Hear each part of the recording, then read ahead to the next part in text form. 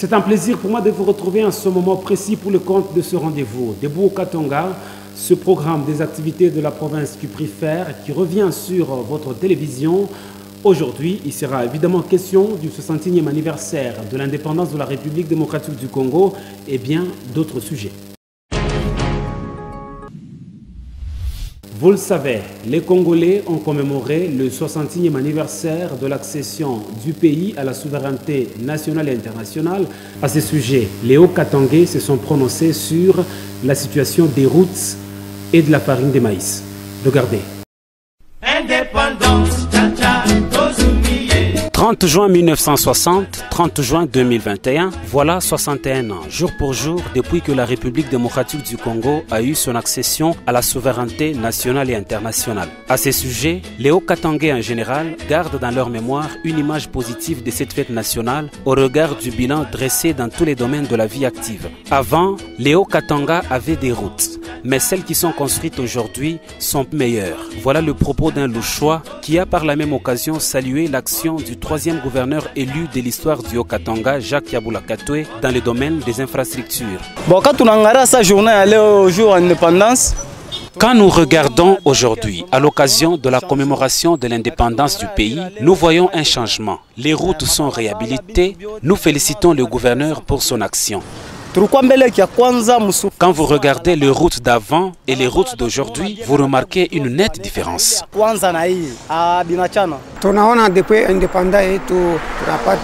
Depuis notre indépendance, on avait des routes, mais celles qui sont construites aujourd'hui sont de bonne qualité. Nous avons un gouverneur bâtisseur qui a réhabilité beaucoup de routes. L'indépendance de la République démocratique du Congo est aussi commémorée sur le plan alimentaire dans les Hauts-Katanga avec la consommation de la farine de maïs produite localement, facteur qui a favorisé la stabilité du prix de cette denrée. Pour tous les Hauts-Katangais, le mérite revient à Jacques Yabula Katwe, non seulement parce qu'il a compris, mais aussi parce qu'il a matérialisé la vision du chef de l'État, Félix-Antoine Tshisekedi Tshilombo. Je félicite le gouverneur. Quand il est arrivé, le prix de la farine de maïs était très élevé. Avec ces stratégies, aujourd'hui, le prix a été stabilisé. Je peux dire au gouverneur qu'il a bien fait, car la farine made in Haut-Katanga est d'une bonne qualité. Avant qu'il ne soit à la tête de la province du Haut-Katanga, nous avons acheté cette même farine à 80, 75 et 65 000 francs congolais. À travers la vision de l'union sacrée de la nation telle qu'initiée par le président de la République, le gouverneur Jacques Yabula Katwe conduit les Hauts-Katanga vers son développement total.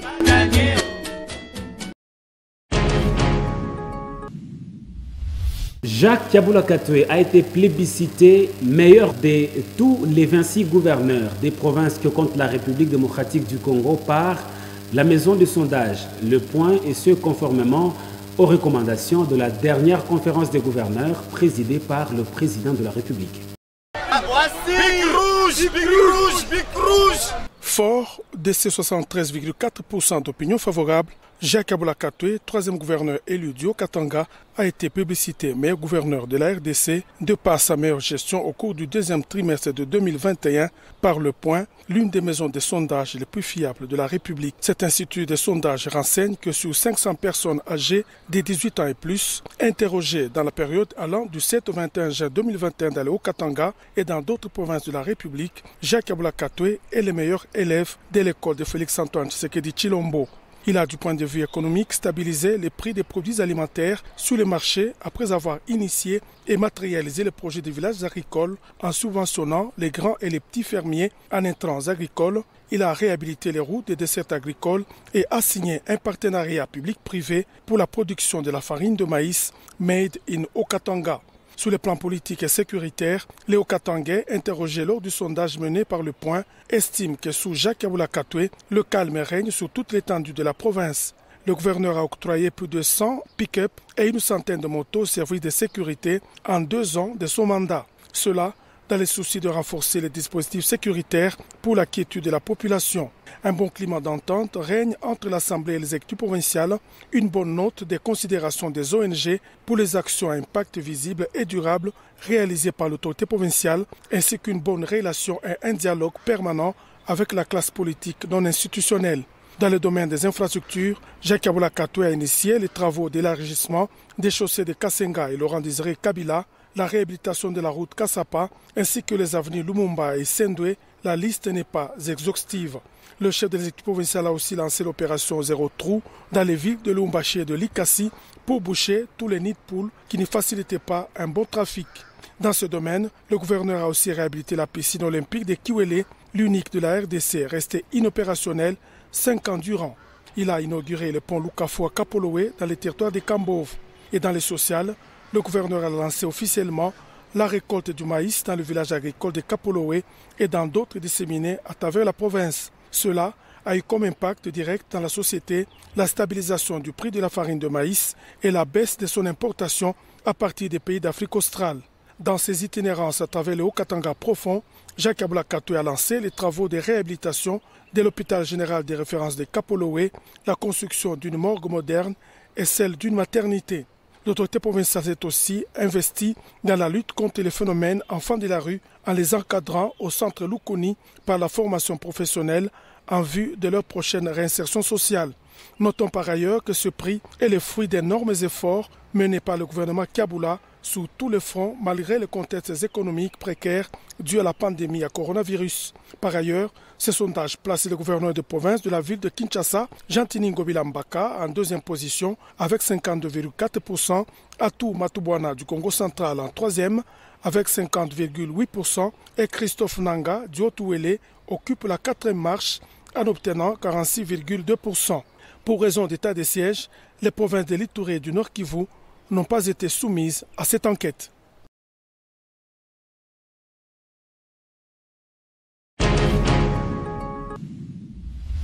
Debout au Katanga, c'est aussi l'agriculture avec le lancement de la récolte pour la saison agricole 2020-2021. Cela a été présidé par le gouverneur de la province du Haut-Katanga, Jacques Aboula Katoué. Au total, 11 000 hectares de champs de maïs ont été financés par le gouvernement provincial du Haut-Katanga pour une moisson évaluée à environ 40 000 tonnes de maïs pour cette saison agricole.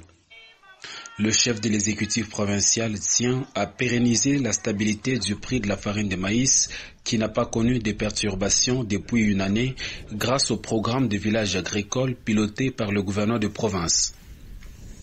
Jacques Aboula Katoué compte étendre ce programme dans tous les territoires de la province pour mettre totalement un terme à la dépendance alimentaire, surtout en ce qui concerne la farine de maïs. Et le ministre provincial de l'Agriculture, Ars Joseph Kayumba, a annoncé que le gouvernement provincial compte subventionner jusqu'à 15 000 hectares de champs de maïs la saison prochaine. Cette sécurisation alimentaire rejoint la vision de son Excellence, Monsieur le Président de la République et chef de l'État, Félix Antoine Tshisekedi Tshilombo, matérialisée par son Excellence, Monsieur le Gouverneur de province, Jacques Aboula Katoué, dit Wandani. Laquelle vision met le peuple au centre de son œuvre et dont le slogan est « Le peuple d'abord ».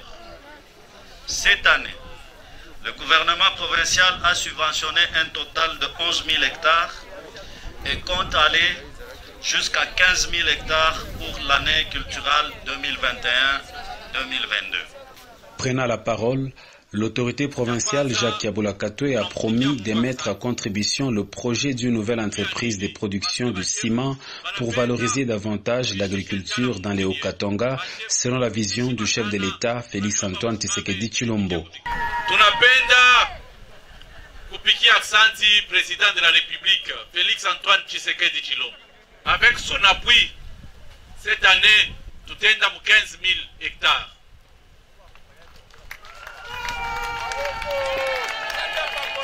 Tunapata bonne nouvelle. Bonne nouvelle, mu province, c'est que kunakuya entreprise munene mitaenda kuanzisha mwashiku kidogo, entreprise munene ya fabrication ya ciment. Tutaweka akiri avec le ministre de l'Agriculture. Ula kuya narima 1 hectare, akirambourse, tunamupa possibilité ya kupata dawa ya 2 hectares. Ile 2 hectares, kama narima 1 hectare, tunamwachia 1 hectare tunaibloke, inakuwa mproje ya kumupa sima na malata ayenge nyumba. Le président des fermiers, le colonel Moulikita, en a profité pour inviter tous les bénéficiaires des intrants agricoles à rembourser la part de l'exécutif provincial. Il faut noter que le gouvernement provincial attend le remboursement en maïs de la part des bénéficiaires de sa subvention pour agrandir davantage ses stocks et réserves de maïs qui ont commencé depuis la saison dernière.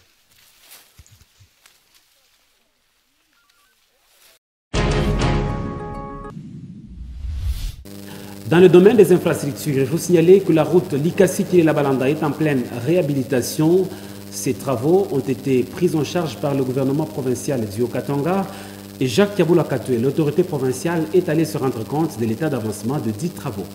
Bientôt, la ville de Likasi sera reliée à la Zambie via le village qui est la Balanda. C'est dans ce cadre que le gouverneur de province, Jacques Kaboula Katoué, qu'accompagné son commissaire provincial au développement rural, a voulu s'enquérir de l'état d'avancement de travaux de la route menant vers cette contrée du territoire de Kambov. La visite a commencé par le point d'Itengwa qui sera jeté sous la rivière Panda. Cet ouvrage aura une portée de 60 mètres de longueur et 15 mètres de largeur et sera en mesure de supporter jusqu'à 120 tonnes. Sur place, le gouverneur a suivi les explications du directeur provincial de l'Office des routes sur la nature des travaux qui y seront effectués par l'entreprise Vaste Réseau des services au Congo. Ces travaux sont financés par la commune de Panda grâce à la redevance minière. Une fois fini, ce pont facilitera l'acheminement de produits agricoles cultivés à Kilé-Labalanda vers la ville de Likasi. D'où cette joie des usagers.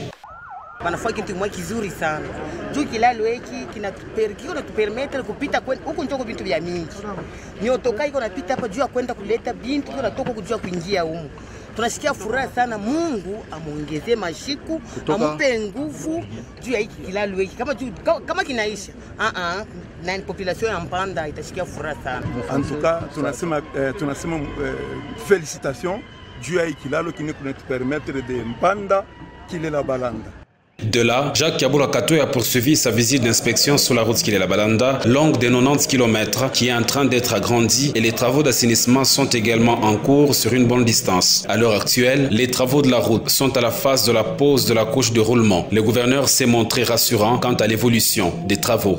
L'objectif, ce n'est pas seulement de faire le pont, mais l'objectif, c'est aussi de faire la route. Vous avez vu des travaux qui se font en terre battue. Mais d'ici peu, nous allons commencer les travaux d'asphaltage. Donc, nous voudrions relier la ville de Likasi à la Zambie. Et dans l'entretemps, pour la population, c'est une route de dessert agricole. Donc, l'intérêt est double. Et la population voudrait voir cette route terminée le plus vite possible. Et déjà, nous sommes très satisfaits parce que nous voyons la façon dont le pont est en train d'être construit et nous sommes très nous encouragés pour ça. L'autorité provinciale a aussi visité le poste de péage installé sous les tronçons Likasi Kilé-Labalanda. Et c'est donc par ici que prend fin ce magazine. Debout au Katanga, pour nous, c'était un réel plaisir de vous l'avoir présenté.